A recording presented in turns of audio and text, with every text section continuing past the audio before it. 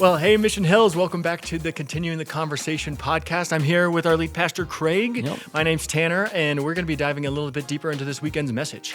We're in this series called The Legacy Lens, where we're looking at relationships, really. Yep, all about relationships. How legacy is not something we leave, but it's someone we love and the people that we're investing in. And this was the second message in the series, and I thought it was awesome, but I thought it was so interesting. And you don't just think that because you work for me, because right? you sign my paychecks, and legally I have to say that. No, on marriage, and I loved how you started it because you talked about John 2 and the wedding at Cana, and you said that you've never heard a sermon on marriage from that. I haven't. Yeah, passage. I haven't either, and so I thought that was so interesting because it's literally a wedding. Yeah. So tell me, how did you get to that passage? How did the Lord lead you there? Actually, it's funny, I had a different message planned. In fact, on Tuesday, we do a sermon pitch kind of thing where I share what I was going to talk through, and I talked through it, and the team had some really good feedback. I was going to use a metaphor of like baking and what's the right ingredients for marriage, and Micah actually said, what do you think about using the analogy of a gym and it's different pieces of equipment and things like that rather than the baking analogy? And I was like, that's actually much better. So I was making that change, and I had kind of incorporated their feedback, and I looked at the message, and I was like, I don't like this. Right. I'm not excited about delivering this. And it had nothing to do with the metaphor change, because I felt the same way about the previous metaphor I had. Their feedback was really good, but even though they had made the message better, I looked at the message and I went, I don't, this isn't it. It was almost like I haven't heard from the Holy Spirit on this one exactly, right? It was all good, true biblical stuff, but Sure. what were you going to say? Well, I was just curious about that feeling. Like, how often do you get to a place, because you preach all the time, so how often do you get to a place where, man, I'm not feeling this as well, or are you usually 80% of the way there by Saturday, or? Yeah, that's a great question. I would say I'm 50% there before Tuesday. Mm-hmm. Tuesday, I go into the sermon pitch and I get feedback, and often just the very act of sharing it with a team, I hear some things in my head clearer than they were on paper, sure. And so I get 60, 70, I get their feedback incorporated. I'm usually getting, like, I would say I'm happy with the message by Thursday, right. For sure.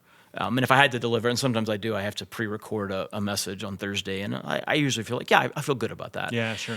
There's a moment, and it often comes on Saturday when it's just been sitting in the hopper for a little bit longer. Mm-hmm. It's distilled a little bit more. I mean, not to go alcohol right. kind of thing, but there's a reason why like a 9-year-old whiskey's not quite as good as an 18-year-old whiskey. Yep. It's distilled to its essence. You've gotten rid of the extraneous and got down to the essence, that distillation process. And I feel like that's happened a couple more times by Saturday. Usually Saturday afternoon, as I'm fiddling with things, and I sometime around Saturday, often around 2:00 or so, I'll start to go, this is going to be fun. Yeah. I'm excited to deliver this content. Right. I feel like I've learned some things, and God's given me some stuff that I think is going to be helpful to people. But yeah, this one, I was much further in the process and not as far along in the I'm excited about this. Yeah. So I think it was Wednesday. I was looking at it and I just went, God, like, is there somewhere else? And so I started brainstorming passages. And thinking, like, where does the Bible talk about weddings? I was like, well, there's the wedding feast of the Lamb, and I was like, well, there's the wedding at Cana, and like as soon as I thought wedding at Cana, I thought, I wonder if there's a lens there, So I went to it and I prayed a prayer, which I often do, which is, God, like, don't let me say something that you're not trying to say. Right. But if there's something here that would be useful here, like show it to me. And as I started working through verse for verse, I was like, ooh, there's that. And I was like, okay. Like, I see what you're doing here. Sure. So I started feeling really good about that one much earlier. Much later in the process, but I felt actually much better about it by Wednesday night than I usually do on a Wednesday night. Right. It just required me throwing the whole thing away on Wednesday afternoon and starting over. Right. Talking about a passage that people don't usually think about a marriage sermon from. It's when you're talking about marriage, do you get pretty nervous about excluding certain groups of people? Oh, yeah. You did a pretty great job kind of introducing it and saying, hey, even though you're not married, you can think of it this way, and this way. But how do you usually think about sermon topics that are kind of targeted at a certain season of life or a certain demographic. Yeah, that's always a tricky thing because on the one hand, I think you can, when you get specific about particular kinds of relationships, I think we'll talk about parenting this coming weekend. You're going to have a certain percentage of the room that doesn't apply to them, at least on the surface it doesn't, right? But if you don't deal with those issues, then you're not really discipling people, right? I mean, almost everything in the Bible, on some level, it's a particular audience focus, but it has some broader application that's a little bit different than audience. So you just kind of have to get comfortable with that a little bit. Right. I think what I've gotten better at over the years is just addressing it right up front, like I did this week. You're married and you got this, or you're married and you got this, or you're not married and you're thinking this, and you're not married but you're thinking this. Yeah, just sort of acknowledging it right up front, and then trying to give people this idea that because we live in community, even if this doesn't directly apply to you, there may be something that God's going to give you that's going to help you help somebody else in your community. That, I think, allows you to open the doors a little bit. Oh, for sure. And I think as a follower of Jesus, it's such a sign of increased maturity. If you're able to, this message is not maybe directly pointing towards you or shaped around you, you can still find some way to grow through it. Yeah. There's always something to learn. There's always something to learn, whether it's for you, like you said, or for the people around you in community. I love that. One of the first points you made was talking about inviting Jesus into your marriage. Like Jesus was invited to the wedding. And I loved that point. It's the cheesiest point of the message. Yes, I loved it because you said if the wedding was going to be a disaster if Jesus wasn't invited, how much more is the marriage going to be a disaster if Jesus isn't invited? And I think that's a message that's so relevant to any stage and season, right? But I'm curious, how do you think that looks different, for a single person versus somebody who's just discerning marriage, being engaged? It seems like that's going to be awfully different than when you are 30 years into your marriage and maybe you're just starting to ask the question of how do I invite Jesus into this if he hasn't been a part of it before? You know what I mean? It just seems, once you've got that context and all the baggage of years and years of marriage, inviting Jesus in seems a lot just a trickier concept then. Well, yeah, it's a little bit like the guy who didn't get invited to the party and then found out that there was a party and then you realize you didn't invite. You're like, oh, I'm going to invite you, but it feels super awkward because I should have invited you a long time ago, right? We left you off the invitation list. Oh, we just forgot to fix it. Yeah, I think that actually can be a barrier to inviting Jesus because you feel like it's been so long, and it's too late. The nice thing is it's never too late with Jesus, right? And so I think we just have to get over that. It's funny. I'm probably inviting Jesus into my marriage way more often now than I was 30 years ago. Yeah. What's that look like for you guys right now? How do it literally is. Well, there's a couple things. I mean, for me personally, I think I may have mentioned this in the message that sometimes I pull into the driveway as I'm getting home for the day, and I'll go, "Hey, Jesus, would you be here? Would you help me show up for my wife?" Or going on a date and saying that, or going on a vacation and saying that, or sometimes we're in a conversation and I have to go, I don't really want to have this conversation right now, but Jesus, would you help me to show up in this conversation? Just a quick little silent prayer. So I just find I'm doing that a lot more. As a couple, I think it looks different ways. It's going to sound weird to a lot of people, but we've never done like personal devotions together. That's just never been our thing. We talk about Jesus and God and church and ministry and spirituality and theology. Like those are regular parts of our conversation. So we've never made having couple devotionals or family devotionals a key thing. Partly it was because it just never felt natural to us. And then partly it was that like this is so much the rhythm of our life constantly. It almost feels a little bit like overkill if there's such a thing. Sure. And then with our kids, we realized we're not going to do it because they get a lot of church, they get a lot of Jesus, they get a lot of God, a lot of Bible in that reality of that's our lives. Right. And Claudia's so focused on ministry too. It's not even just that it's my job; it's that's just who we both are. Yeah. So we didn't do family devotions, and so that's not what it looks like. That's a long way of saying that's not what it looks like for us. But it does often look like, at meal times when we pray, sometimes it's hey, God, thank you for this food. We're really grateful for it. Like, let's eat. And sometimes it's, hey, this is going on. Jesus, would you show us how we need to address this issue? Right. Or would you even guide our conversation right now as we're talking? So that sometimes is what that prayer looks like as a couple. And it sets a different tone. It does. And I think that's maybe a big part of it. It's not kind of the formalized, this is how this should look, a 5-step Bible study plan that you hit every single week. But it's the tone that you're bringing. Is it clear that you're walking with Jesus in your own life? And is that just kind of naturally overflowing to the relationship? I feel like that's a big part of it as well. Yeah. Well, and you've probably heard me say, and I got this from a mentor of mine, focus on the fruit, not the watering schedule. Yeah, right. Right? Because the watering schedule that might produce fruit in your life may look different. It might be a different schedule that produces the same kind of fruit in my life. And sometimes I think we can get so fixated on the watering schedule that we're not actually focused on, but is this producing fruit, or are you just going through motions? Because Jesus focused a lot more on the fruit, right? A lot more on the fruit. Yeah. What was what was Jesus' discipleship program? Yeah, right. Yeah. It's actually kind of hard to answer. Yeah. Right. Come follow me. Yeah. What did that look like? Right. Yeah. Like, well, no, we're gonna. I mean, I have had people say, well, yeah, I mean, Jesus poured into 12 guys, and then they poured into small. Well, I'm not even sure that pouring into 12 guys was as much discipleship as it was leadership development. He was developing people to lead the church, not necessarily disciples. And like the Gospels do talk about the crowd of disciples, which apparently they just listened to his teaching. So that was discipleship, you know. And then there's some one-on-one stuff, and like I just it's really hard, I think, to get programmatic about what Jesus thought about the way we disciple. Yeah. I think it was probably different for different people, and some of it was just unique to Jesus, right? I mean, if you're an amazing teacher like Jesus, you can disciple a crowd of people. You don't have to be in small group relationships with them. Right.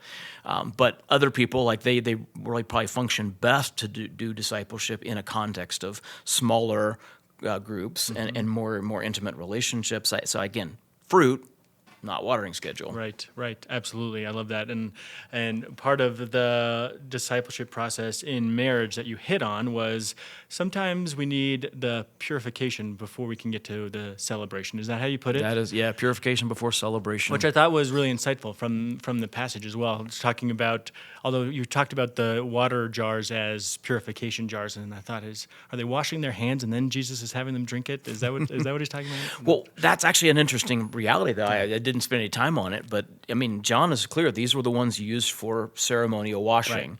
So it probably would have just been hands. Yeah. Now, obviously there wasn't a lot of water in them, so they might not have used them that day for that because he had to add the water to it, and I don't think they would have lost a lot of water in that process. So my guess is they were empty and he had them filled first. But there is no question about it. They were intended for hand washing, for purification. Right, which if somebody was scooping me a glass of wine out of that, I might have my suspicions. Like, how clean is that right now?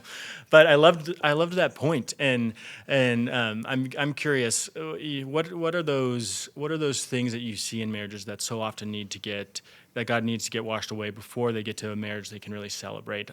You mentioned a few of them, and one of the ones that really hit home for me were unmet expectations. How did you put it? It was unrealistic expectations. Well, yeah, expectations. We talked about. I mean, there's selfishness. There's different kinds of sin. I mean, we could talk about those, but the expectations might be worth a little bit more of a conversation. Yeah. I actually had a graphic that I would have used if I'd had time, and I was kind of watching the time. I was like, I don't have time, and I went long anyway.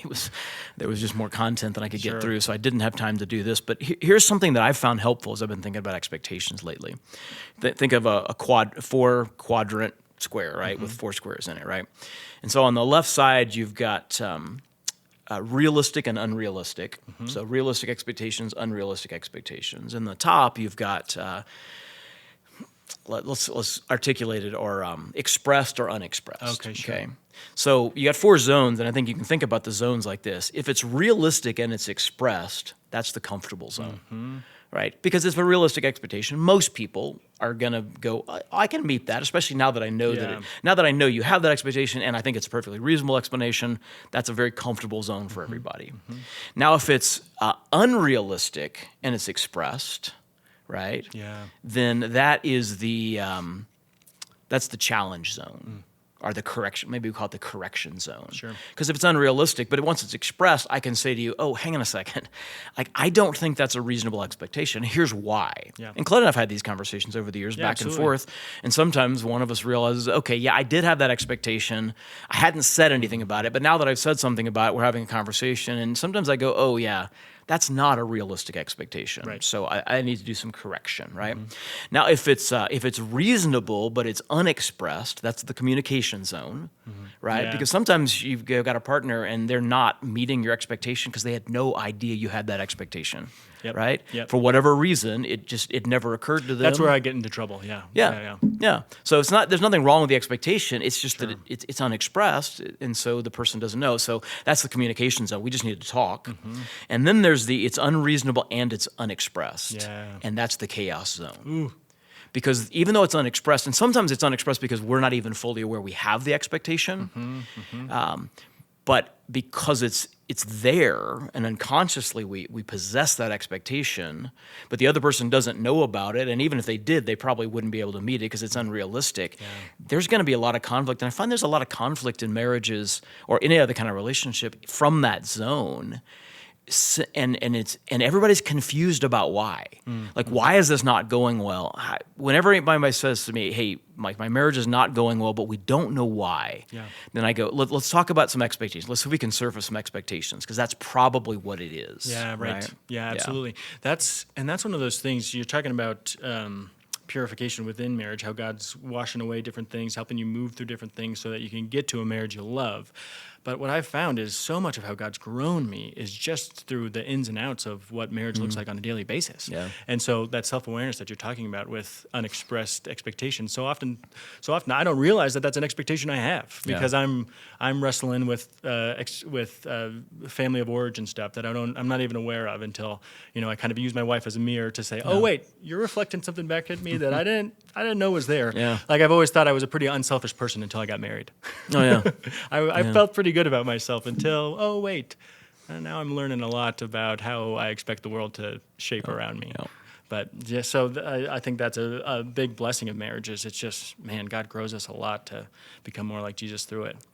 Well, I think the last piece I'd like to talk about is taste testing, and how you talked about inviting people to come into your marriage to taste test it, to be a feedback system for how your marriage is doing, how your relationship's working. And you mentioned the story about your friend Rob, right? And I thought that was insightful. But I'm curious. I think this is something that a lot of people are interested in and would want to happen, but I'm not sure that it's a given that many people will automatically have those relationships that feel like they can naturally give feedback. So what advice would you give to somebody who wants to develop those kinds of relationships that can be kind of a mentoring feedback loop for their marriage, but maybe they don't have it right now? Yeah, I think the first thing I would probably say is you're going to have to recognize it's going to take some time. Yeah. It's not going to happen right away. And I don't think we have a lot of mechanisms in our culture that allow for those kinds of relationships to mature and develop. Sure. Ben Rector has a song that has a line, you can't make old friends. You can make new ones, but you can't make old friends. They're just there, right? They grow, they develop, but you can't go, I'm going to go make this relationship kind of a thing and it be an old friend. You might make a new friend, but it's going to be years before they're an old friend, right? Yeah. And old friends is on some level what we're talking about. So I think the first thing I would say is you need to understand it's going to take some time. Yeah. Because it's going to take some time, it's going to require a lot of investment. Okay, my daughter actually, so Rochelle and her husband Josiah are part of a life group here at Mission Hill. Started as a young adult group, they've kind of transitioned, and I honestly, and I'm not just bragging to my daughter, I think she has probably one of the best life groups here. It's a large group of people who are deeply committed to each other, and there's a lot of really healthy things happening. And I've asked her some questions about how did you get there, and one of the things that's different that she does, or that not that she does, but her group does, they meet every week. Yeah. So it's 3 weeks on. The fourth week they do a something together, like we're going to go play volleyball together or some outing kind of a thing. And then if there's a fifth week, no, I'm sorry, 3 weeks on, 1 week off, and then if there's a fifth week, for that Thursday, then that's when they'll go do an audit. So it's Gotcha. a quarter, Sure. four times a year kind of a thing. But I think that every week has allowed them to get a lot farther and a lot deeper. Interesting. Honestly, a lot faster, but it's like a certain number of hours. I think she said that it takes something like 200 hours before you get to a certain level of connection and Really? vulnerability and trust, the perspective we're talking about. And 200 hours, if like, well, we meet for 2 hours every other week. Okay, well, then Yeah. like, How long is that going to take? It's going to take at least 2 years, Yeah. right? Because you get 25 times a year. You got vacations, so 2 hours times 25. I got 50 hours, so I need 4 years Jeez Louise. at that rate. If you're going to do it every week for 2 hours, okay, well, I'm a little over 100 hours at the end of the year. So, but even then, 2 years. Yeah. But we have a lot of times that people get in groups and they're like, well, it's once a month. Okay, but understand it's going to take you 8 years to get to that level of depth. Oh my gosh. And how many people are going to be around for 8 years? Good Very, grief. very few. Yeah. The average yeah. person, 7 years before life takes them somewhere else, right? Right. So I think we have to recognize that it's going to take time, and getting to the amount of time, putting in the reps is going to require a lot of commitment. Yeah. Also, along those lines, there's a certain amount of vulnerability that comes. Yeah. Not day one, Right. but you have to, as you grow in that closeness, you also have to begin to say, hey, we're not doing great. Or, Yeah. we're struggling with this. You do it appropriately, little bits in time, but over time, what you're doing is you're actually giving them permission to speak into some of those things, because you're permitting them in Right. an inside look at some stuff. And so now there's nothing more uncomfortable than the person who shows up for the first life group and goes, yeah, we have a terrible marriage right now. No, you just read the room, dude. Okay, let's right? take it easy, Let's build to that. Yeah. But I think that willingness to spend the time putting in the reps The and then consistency, putting in yeah. the vulnerability to eventually get to that point. That's what it takes. And Yeah. that's a tough thing in our culture. And that's so good, because we say that growth happens better in circles and rows, right? It's about the community that we're investing in, that's investing in us, and so we really it's a challenge. It takes time, but it's worth it. Yeah, right. absolutely. Absolutely. All right. Well, I've loved this conversation on marriage, and I think it's going to hit a lot of different people in some powerful ways. I'm wondering if you just have a quick message of hope for somebody who feels like their marriage is hanging on by a thread and is just kind of in a desperate place right now. Yeah, I love that question. I haven't given it a lot of thought, but let me say this. I think we believe that marriage is more about finding the right person than it is about becoming the right couple. Sure. And what I mean by that is, it's always interesting to me, especially when I'm in India traveling, and it's not the norm in India, but it's still more common in India that you have arranged marriages. And a lot of them are actually really good marriages, Right. deeply satisfying marriages. And in fact, when they do studies, what they find is that people who marry for a romantic interest, they found the right person, they have higher satisfaction at the beginning of their marriage. The couple who got arranged, who didn't get married because they found the right person, they just, like, we're just married now, they have less satisfaction the first 5 years. But after that, it flip-flops. And the arranged marriages tend to go into higher satisfaction. And sometimes they grow to new levels, unprecedented levels of satisfaction, whereas the satisfaction level in the romantic marriages goes down. That tells me something really important. That is that you can become a couple that's really happy. It's not about finding the right person. It's about the work that you put in along the way. And so even if everything is falling apart right now, that can be fixed. And I've seen marriages that had adultery. I've seen marriages that were just absolute rock bottom. Somehow they decided, we're going to give this one more try. We're going to invite Jesus into this and start doing what he says. And that marriage turned into something that they cannot believe was even possible. They still look and go, I don't know exactly what happened. Yeah. I'm like, yeah, Jesus happened, Yeah, right? exactly. But yeah, there is absolutely hope. But it might take some work, but the work will pay off. Awesome. Love that. Well, thanks, Craig. Thanks for that message and going a little deeper with us. We're excited to talk about parenting next week as we continue the legacy lens. So join us for that. This podcast is hosted by Colin McFarland along with Craig Smith. We are mixed, edited, and produced by Zach Anderson. Our creative director is Colin McFarland. Maddie Brower is our SEO and copy specialist. The Continuing the Conversation feed is part of the Mission Hills Podcast Network in Littleton, Colorado, and available for download wherever you get your audio and video podcasts. Thanks for listening.